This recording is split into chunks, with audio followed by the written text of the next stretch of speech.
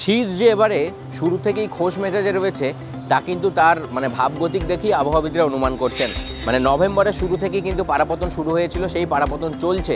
এই মুহূর্তে কিন্তু আলিপুর আবহাওয়া দপ্তর যে তথ্য দিচ্ছে তাতে দেখা যাচ্ছে আলিপুরেই কিন্তু তাপমাত্রার গ্রাফ সেটা স্বাভাবিকের থেকে 3 ডিগ্রি সেলসিয়াস নিচে নেমে গিয়েছে। কলকাতায় সর্বনিম্ন তাপমাত্রা রেকর্ড হয়েছে 17.2 ডিগ্রি সেলসিয়াস।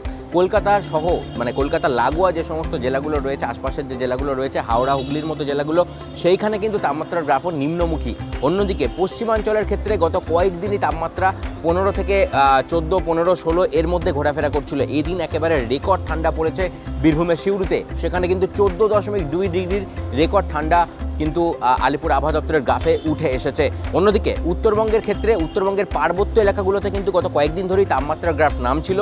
দার্জিলিংয়ে এদিন 8 ডিগ্রি সেলসিয়াসে নেমে গিয়েছে তাপমাত্রা। কালিম্পং সহ যে সমস্ত পার্বত্য এলাকাগুলো রয়েছে সেখানে আগামী কয়েকদিন কিন্তু তাপমাত্রার গ্রাফ এমনই নিম্নমুখী থাকবে, অর্থাৎ স্বাভাবিকের থেকে বেশ কিছুটা নিচেই থাকবে সেই গ্রাফ, এমনটাই মনে করছেন আবহাওয়াবিদরা। তবে উত্তরবঙ্গের নিচের দিকে যে সমস্ত জেলাগুলো রয়েছে, জলপাইগুড়ি, মালদহ, এই সমস্ত জেলাতেও কিন্তু তাপমাত্রার গ্রাফ অনেকটাই নিচে থাকবে।